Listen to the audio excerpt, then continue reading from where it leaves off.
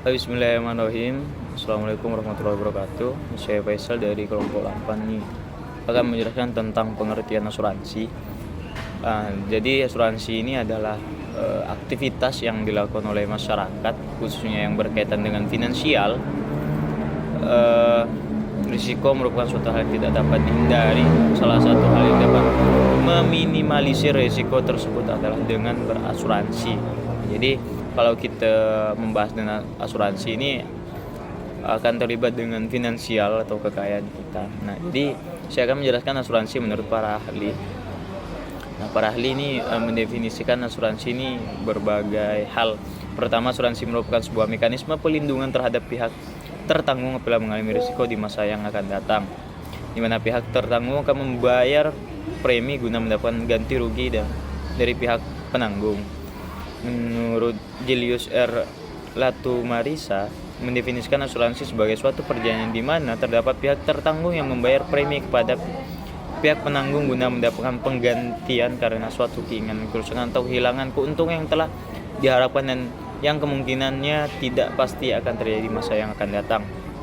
Sementara menurut Ketut Silvanita, asuransi merupakan suatu permintaan di mana suatu pihak memiliki inisiatif dan mentransfer risiko dengan membayar sejumlah dana untuk menjauhi risiko kehilangan sejumlah harta yang dimilikinya. Jadi menurut Ketut Silvanita adalah asuransi itu bermanfaat untuk meminimalisir akan kehilangannya harta kita. Dan selanjutnya pengaturan hukum asuransi. Nah, jadi kita juga dilindungi dalam melakukan asuransi. Nah, juga diatur dalam Undang-Undang Perasuransian yang ada 18 bab dengan 92 pasal yang membahas jumlah ketentuan perihal asuransi. Dalam bab ini yang perlu dipahami adalah sejumlah definisi yang dimuat dalam pasal 1 Undang-Undang Perasuransian. Definisi tersebut dapat dijadikan landasan untuk memahami dasar hukum asuransi, dasar hukum asuransi jiwa, dan dasar hukum asuransi syariah. Pertama, asuransi adalah perjanjian antara dua pihak, itu perusahaan asuransi dan pemegang polis, yang menjadi dasar bagi penerimaan premi oleh perusahaan asuransi sebagai imbalan. Mungkin hanya ini yang dapat saya sampaikan, kurang lebihnya saya mohon maaf. Assalamualaikum warahmatullahi wabarakatuh. Terima kasih pemateri pertama. Saya selaku pemateri kedua, Yogi Mahendra, kelas S 7B, NIM 1190455, makul hukum asuransi. Di sini saya kebagian membahas tentang poin-poin peran dan fungsi asuransi dan juga berakhirnya asuransi, di mana peran asuransi itu di Indonesia terbukti sangat penting ya untuk kontribusinya di dalam perekonomian Indonesia.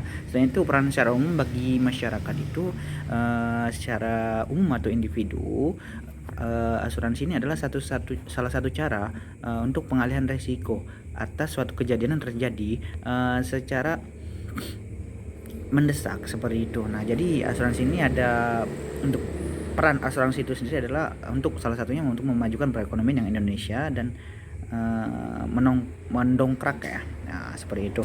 Lalu untuk fungsi asuransi sendiri ada beberapa poin yang ingin saya sampaikan. Yang pertama adalah fungsi mengalihkan asuransi bisa mengalihkan risiko.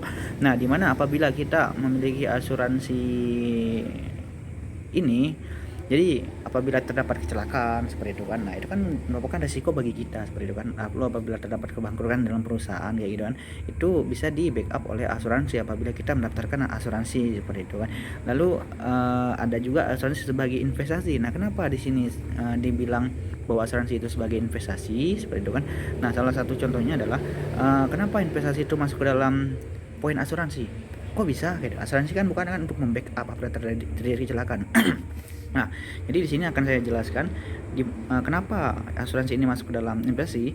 Jangan dianggap remeh untuk asuransi ini. Selain fungsinya yang bisa untuk mengalihkan risiko, asuransi juga bisa sebagai investasi. Kenapa demikian? Sebab ada dana himpunan dari nasabah akan dikembangkan oleh pihak asuransi itu sendiri. Nah, itu kan termasuk asuransi kan. Kita memberikan premi sekian per bulan, nah itu akan dikembangkan oleh pihak asuransi.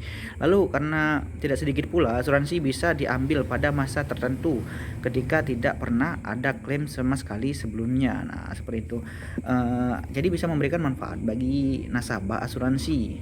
Bahkan dana yang dikembangkan pihak asuransi tersebut juga bisa menghemat biaya premi setiap bulannya. Jadi selain rasa aman dan nyaman karena merasa terlindungi dari nasabah oleh pihak asuransi itu sendiri. Nah, lalu adanya asuransi berfungsi melindungi risiko kebangkrutan. Nah, kenapa asuransi ini selain bisa termasuk dalam investasi dan mengurangi risiko, dan juga bisa berfungsi untuk melindungi risiko kebangkrutan, kok bisa gitu kan? Nah, jadi alasannya ini ada beberapa macam ya asuransi. Sebenarnya banyak ya asuransi ya, tapi tidak bisa saya sebutkan satu persatu, dimana dari kebutuhan ini bukan hanya untuk kategori kesehatan saja ataupun pendidikan. Secara asuransi juga terdapat untuk perlindungan usaha, artinya bagi kita ya, yang salah satu misalnya kita ntar nih jadi pengusaha nih, nah itu bisa menggunakan asuransi usaha seperti kan. Nah, jadi di situ asuransi dapat melindungi risiko kebangkrutan seperti itu, nanti akan di backup oleh pihak asuransi jika kita menjadi salah satu member asuransi itu. Lalu asuransi bisa membuat perbaikan perekonomian di Indonesia. Nah, seperti tadi peran asuransi itu kan salah satunya adalah untuk pengembangan perekonomian di Indonesia. Nah, jadi di sini fungsinya juga adalah asuransi bisa membantu perbaikan perekonomian di Indonesia. Nah, seperti tadi ada poin-poin contoh-contohnya juga di atas, di pertama saya jelaskan itu di mana perekonomian Indonesia akan maju jika terdapat asuransi, masyarakatnya itu mendaftarkan asuransi, dan karena itu salah satu investasi juga seperti itu kan. Lalu uang yang hasil premi per bulan itu akan dikembangkan oleh pihak asuransi itu sendiri. Lalu itu untuk poin ketiga sudah selesai. Kita masuk ke dalam poin berakhirnya asuransi. Nah, jadi setiap ada pertemuan atau ada permulaan dari suatu bisnis, pasti ada perpisahan atau berakhirnya suatu bisnis atau suatu kontrak seperti itu kan. Nah, begitu juga asuransi. Asuransi kan termasuk dalam kontrak lah seperti itu ya, bisa dibilang kontrak. Di mana berakhir asuransi ini ada dua poin yang saya dapatkan: terjadinya evenement diikuti dengan klaim ya, lalu jangka waktu berakhir. Nah, jadi kita poin pertama dulu, terjadinya evenement itu diikuti dengan klaim. Mengambil contoh asuransi jiwa, satu-satunya evenement yang menjadi beban penanggung adalah meninggalnya tertanggung. Nah, jadi apabila saya nih mempunyai asuransi jiwa, saya meninggal ya, saya kan tertanggung. Nah, penanggungnya itu adalah pihak asuransi. Nah, itu salah satu berakhirnya asuransi dari poin pertama, yaitu terjadinya evenement diikuti dengan klaim dari pihak keluarga saya. Apabila penanggung sudah melunasi klaim tersebut dari pihak keluarga saya, maka asuransi jiwa pun berakhir. Nah, itu asuransi jiwa itu berakhir apabila tertanggung atau saya sebagai salah satu pemilik asuransi jiwa ini meninggal dunia dan diklaim oleh keluarga, pihak tertanggung atau pihak asuransi ini telah membayar atau telah mencukupi klaim dari pihak keluarga saya. Nah, itu salah satu dari terjadinya evenement yang diikuti dengan klaim. Nah, itu untuk asuransi jiwa. Lalu untuk jangka waktu berakhir, nah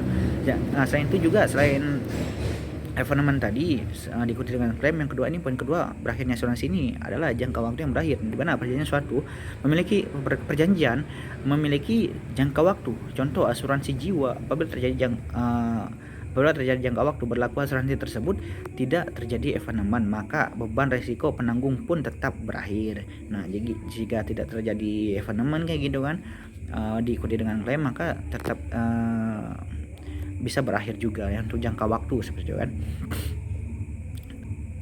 Ya, lalu nomor 2 ada beberapa poin juga ya.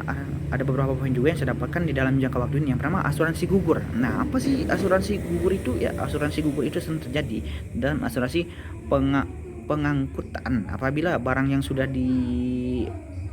diasuransikan tidak jadi diangkut. Nah, maka asuransi gugur.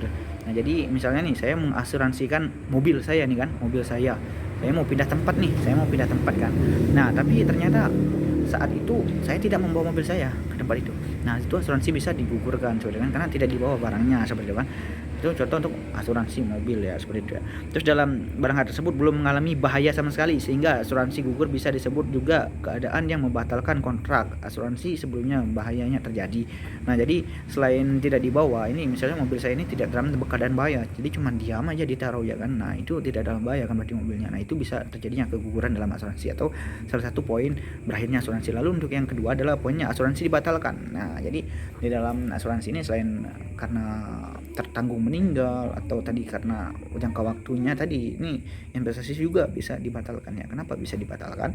Nah, jadi perjanjian polis ini bisa dibatalkan karena tertanggung tidak melanjutkan pembayaran premi. Nah, jadi di situ kan ada kontrak ya di dalam asuransi itu ya.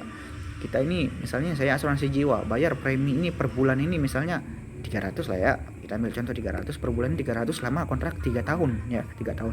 Nah, apabila sudah 3 tahun itu sudah selesai dan dipinta dong dari pihak asuransinya ingin melanjutkan atau tidak. Nah, jika saya jawab melanjutkan, maka saya akan membayar premi lagi dan asuransi jiwa saya masih berlanjut. Tapi jika sudah tidak 3 tahun kontrak itu sudah habis, ditanya oleh pihak premi saya tidak mau melanjutkan, nah asuransi itu akan dibatalkan, asuransi jiwa itu atau asuransi itu akan berakhir. Sekian dari saya untuk poin-poin peran dan fungsi asuransi dan juga berakhirnya asuransi. Terima kasih.